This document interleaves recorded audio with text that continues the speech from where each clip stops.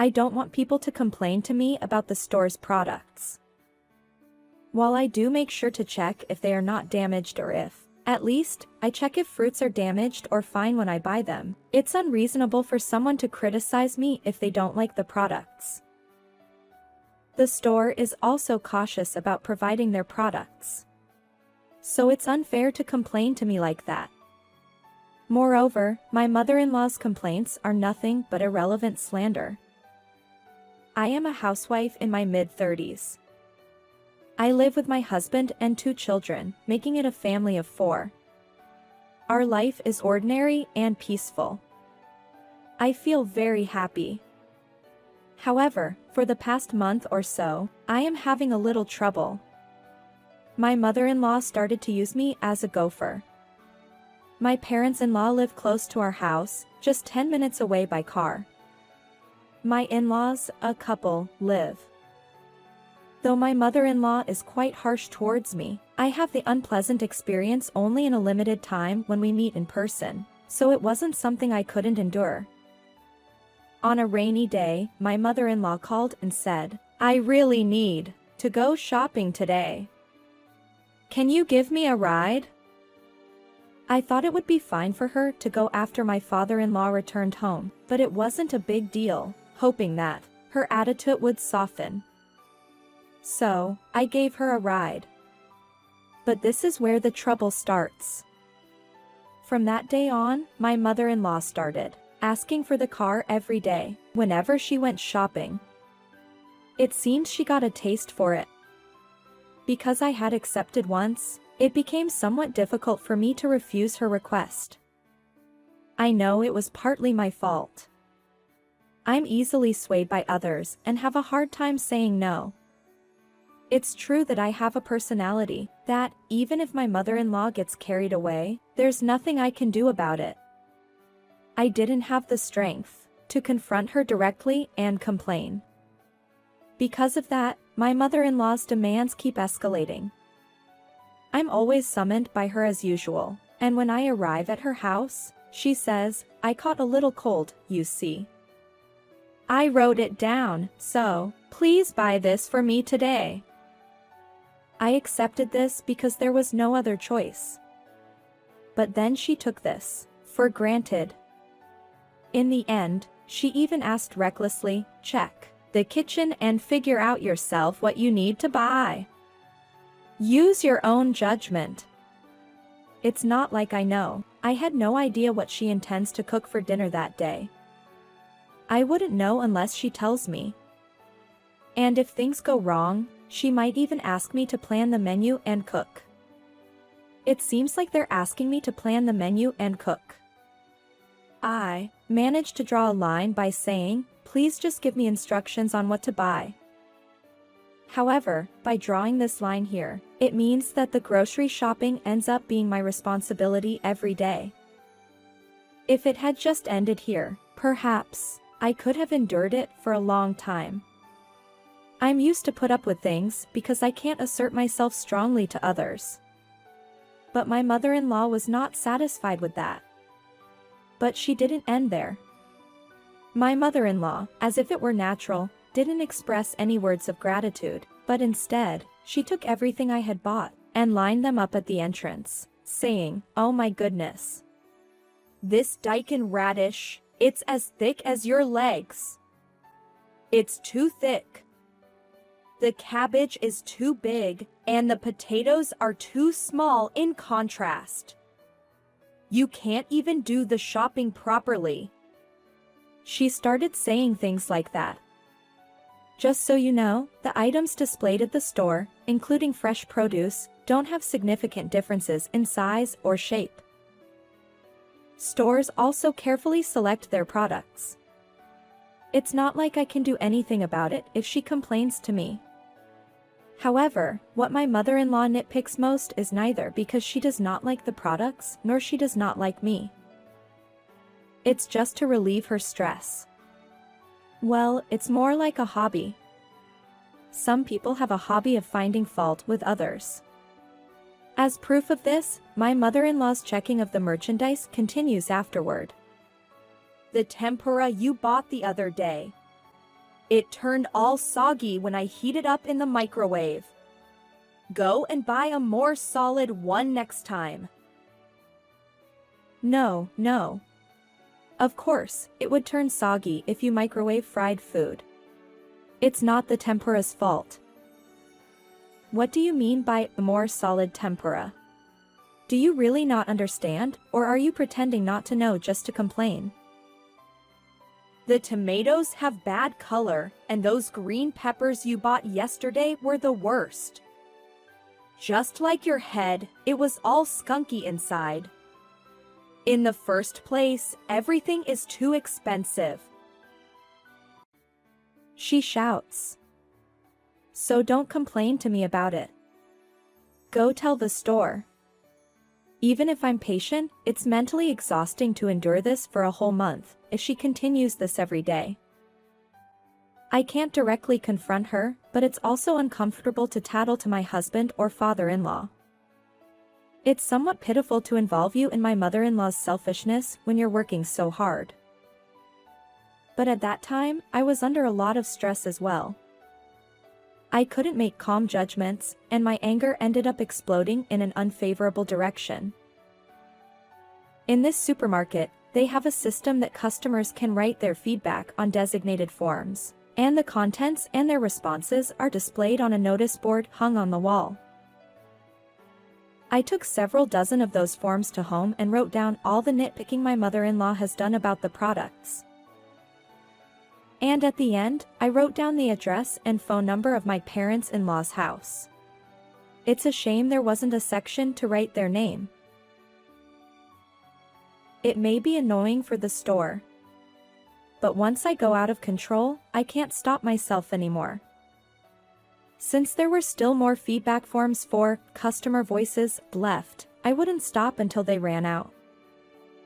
This time, I started writing down her verbal abuse to me. I don't like my daughter-in-law's face. My daughter-in-law is inconsiderate. My daughter-in-law's legs are like those radishes and too fat. I wrote them down one after another, including things that have nothing to do with the store. But it was too late. I would appreciate it if you could interpret it as the extent of my frustration. The only consolation in this posting was that I also wrote my impressions on the remaining paper. So, I didn't mean it as an apology, but I also wrote down several other things I noticed or felt happy in. I sent them together with other complaints about products and the remarks about the daughter-in-law. I felt quite relieved after sending them. After feeling relieved, I was able to reflect on my actions calmly. However, at that moment, I didn't realize how significant this submission would become.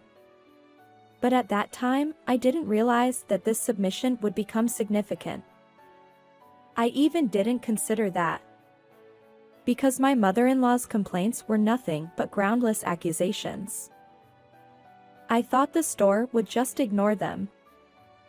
Even in the posts of bullying towards the daughter-in-law, I included the address and phone number of my in-laws' house. But that is something the store can't do anything about. They can only ignore it, right?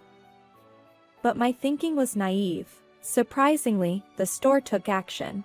From here on, this is what I heard from my parents-in-law. The higher executives from the supermarket's headquarters and the store manager visited the parents-in-law's house when both of them were at home. They came with a gift, carrying a gift basket. Suddenly, my parents-in-law received an apology from the two people, and naturally, they didn't know what it was about. The two people from the store seemed curious about my parents-in-law's reaction. My father-in-law invited the two people into the house and asked them the reason for their visit as he led them to the living room. Understood, the store manager responded and took out a stack of customer feedback forms from his bag. Of course, it was what I had submitted. The store manager showed them one by one to my parents-in-law, explaining, "We carefully select our products, but if there were any shortcomings, we sincerely apologize." It seems that they bowed their heads together with an employee from the headquarters. However, as far as my father-in-law read the forms, all the content seemed to be baseless complaints. Because my father-in-law believed that my mother-in-law was doing the shopping, he gave her a piercing glare, shouting angrily, "What is this? They are all baseless accusations." She shouts angrily. My mother-in-law panicked at the unexpected turn of the event. "And no, that's not true. Recently, I've been sending my daughter-in-law for shopping trips. I didn't send anything like this. I just told my daughter-in-law." She easily dug her own grave. The store manager had a wry smile. "I see. I understand the situation now. In short, your daughter-in-law directly wrote down the words spoken by your wife. Directly written down by your daughter-in-law, and sent to us. That's why the complaints towards your daughter-in-law were also from the same address." He handed the paper with the bad-mouthing comments that I was told by my mother-in-law to my father-in-law. After seeing the contents written there, he got even more furious. He abruptly stood up from the sofa. "You, after being taken care of by your daughter-in-law, have been saying such terrible things regularly." He raised his fist. My mother-in-law couldn't even make any excuses for too many developments. My mother-in-law prostrates herself on the floor and repeatedly apologizes, saying, I'm sorry. As the headquarters employee quickly intervened to stop it, fortunately, it didn't escalate to violence. However, my mother-in-law didn't expect my father-in-law to be so angry, and she seemed very frightened. Perhaps to lighten the mood or calm the situation, the address wasn't written here, but since the handwriting is the same, I was wondering from where these came from. It's rare for someone to provide words of gratitude along with a complaint like this. Then, they showed words of gratitude towards my store, saying, "Such words are very encouraging for us, especially for those of us working on the front lines. Please convey our regards to your daughter-in-law." They once again bowed together and left home. Probably right after this exchange, my mother-in-law called me on the phone and said angrily, "What have you done? Because of you, my husband got angry. How could you do such a thing?" She briefly told me the details about what happened right before the phone call. I was surprised, but I realized that I had caused unpleasant feelings for my father-in-law at that time, and I felt guilty for causing trouble to the store, and my anger towards my unreasonable mother-in-law, who continued to say hurtful things, turned into anger, and I finally confronted her, saying back, "What are you talking about? Isn't it all your fault? You kept complaining to me about the quality and service at the supermarket, but nothing ever improved there, so I wrote those things on your behalf. I've been doing things for you all this time. Fine, I get it. If you're going to keep saying that, then I won't bother anymore. I won't go shopping for you again, or give you a ride." My mother-in-law became more agitated and started shouting incomprehensible words, but with a dull thud, the words changed to cries. My father-in-law said, "I'm sorry. I never knew that my wife was causing you so much trouble. Even though I didn't know, it's not something that can be forgiven. I'm truly sorry. I'll also talk to my son, but you don't have to have anything to do with my wife from now on." He gave me those words. It seems that he punched my mother-in-law, and he managed to take away the phone. As for my mother-in-law, I can't help but think it's her own fault, so I feel somewhat satisfied. Afterwards, my husband apologized to me, and the phone calls from my mother-in-law stopped. However, aside from the family problem between mother-in-law and daughter-in-law, involving unrelated businesses was something I regretted as going too far, so we went to the shop to apologize together with my husband.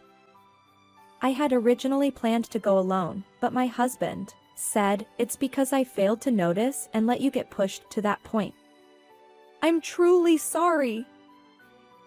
And he accompanied me.